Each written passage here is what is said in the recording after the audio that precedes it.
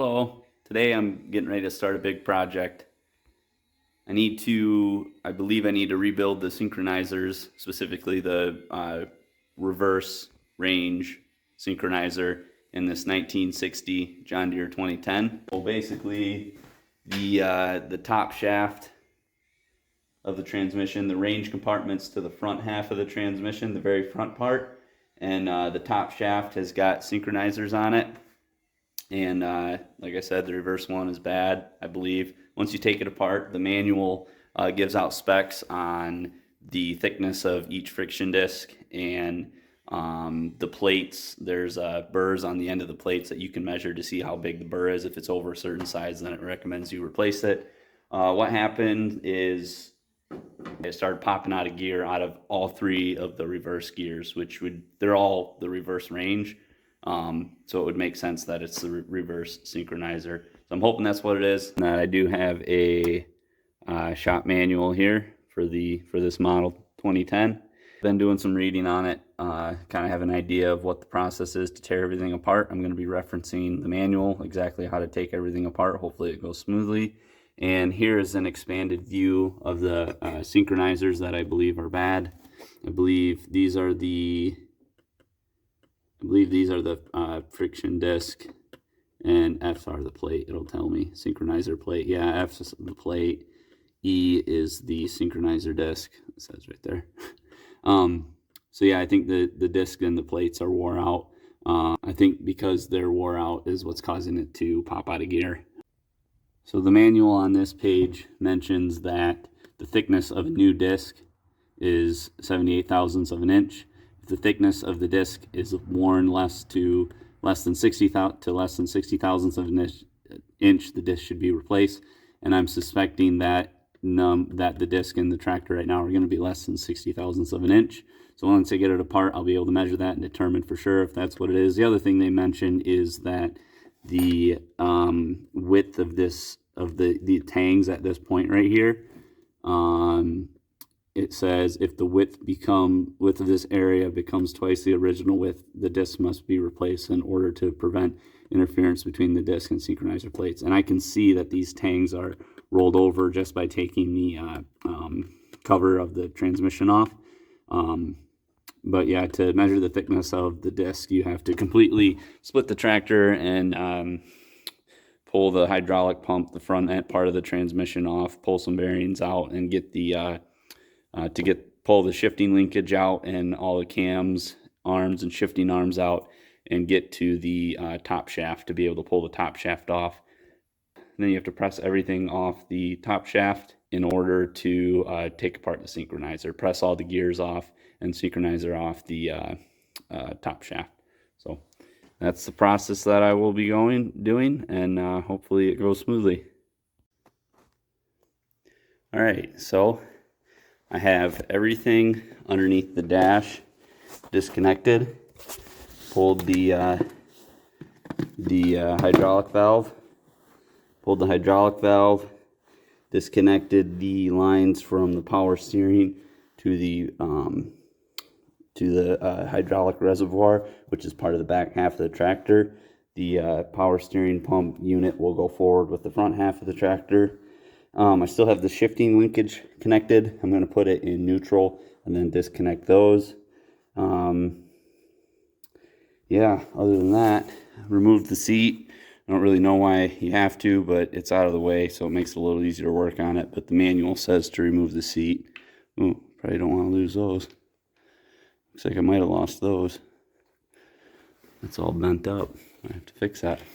Anyway, disconnected the wiring for the lights, the cables for the rock shaft. So I have two floor jacks. I got a little bit of tension on them. Got the wheels lined up so that I'll roll the back half of the tractor backwards. One thing that the manual says to do is you need to hold on to the throwout bearing and slave cylinder assembly when you roll the tractor back so it doesn't fall down and get damaged. I'm not sure how I'm going to do that by myself, but we'll give it a shot. I'm going to put it in neutral, disconnect the shifting linkage, and then I think I'm ready to start unbolting things. So wish me luck. Also, I'll make sure you put blocks in here. That way the tractor doesn't tip over, the front half doesn't rock side to side.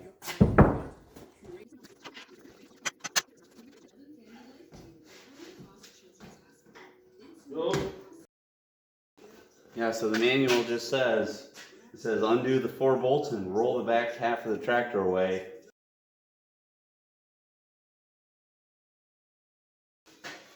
The throwout bearing return spring was still hooked up. That might have been what was holding me up. We'll see. I think I found what may have been holding me up.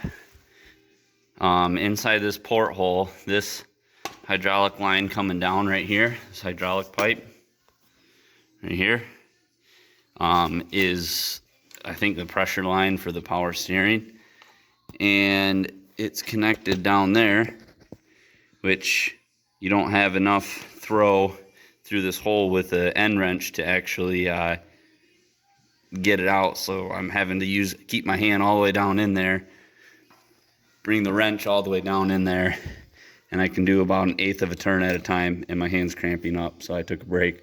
But I think that's what's holding me up. So I got it disconnected, and one thing I know is that that is going to be a joy to hook back up. All right, let's give it a shot.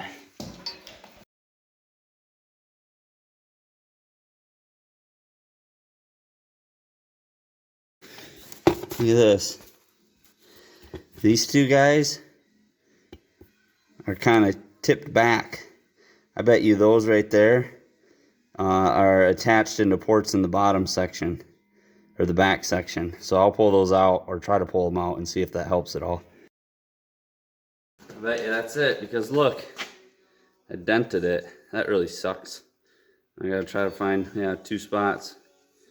I don't know if you can see that, but now I gotta try to find new ones of these too. Let's try this again. Holy smokes. That would be it. That would be it.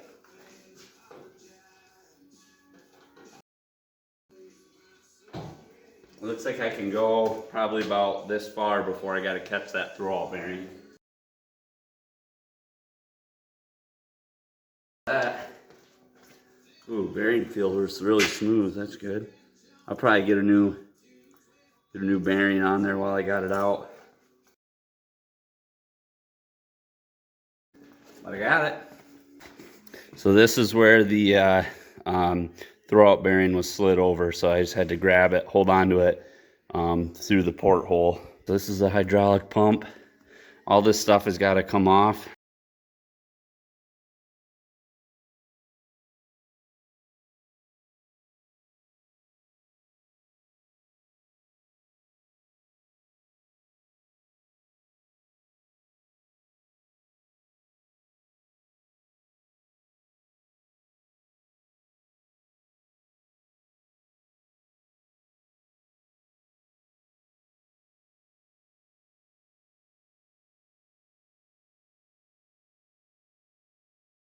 Got the top shaft out and on the bench.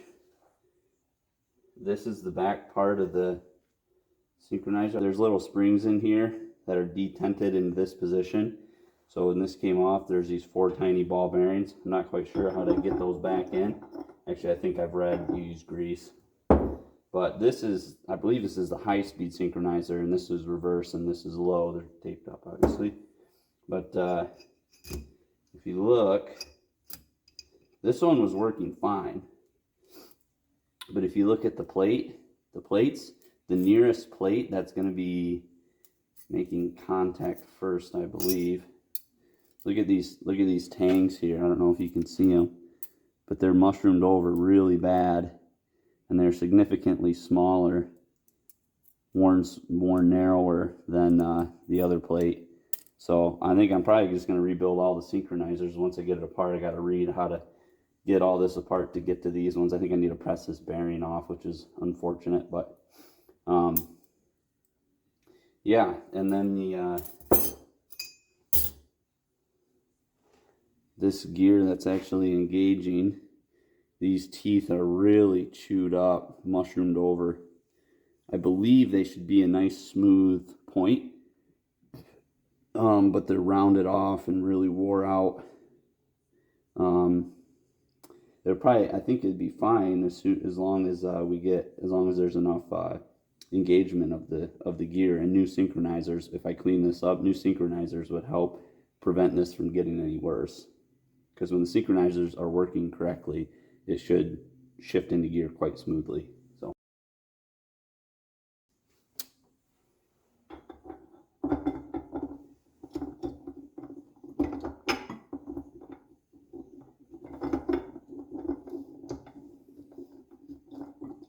Okay, so here's, I believe, how it works. I'm going to spin this shaft, but imagine this is stationary and this shaft is, this inner part is spinning. In order to, that's engaged right there in the gear.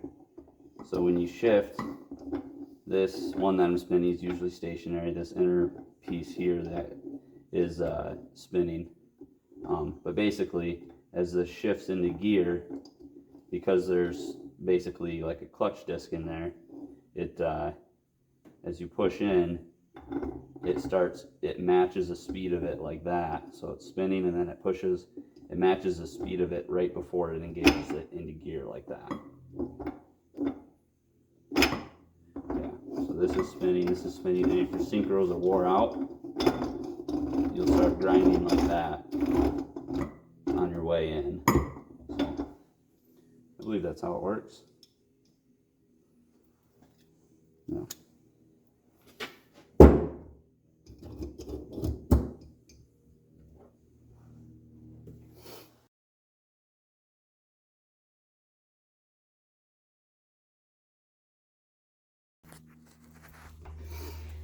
Here's what the tool looks like. See, I believe it clamps on the shaft or on that gear collar right below the teeth. I believe it clamps on right here, and then you push the shaft out to get it off. Yeah, that snap ring was right down in there. It's a pretty thick, robust snap ring too. I think that's a good spot to break for lunch. All right, so I have the high range gear pressed onto the shaft and the snap ring put in. So I put a little bit, I'm getting ready to install the blocker for this synchronizer. And I have the springs in the holes here on the blocker, held in with a little bit of grease. I'm trying to get it so you can see. Held in with a little bit of grease. And all I'm going to do is I'm going to line them just about like that.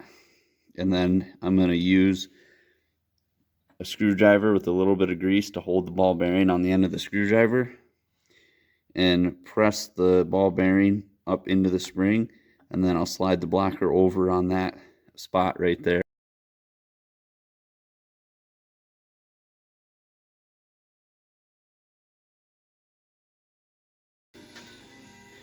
All right, I think we're ready to install it in the tractor.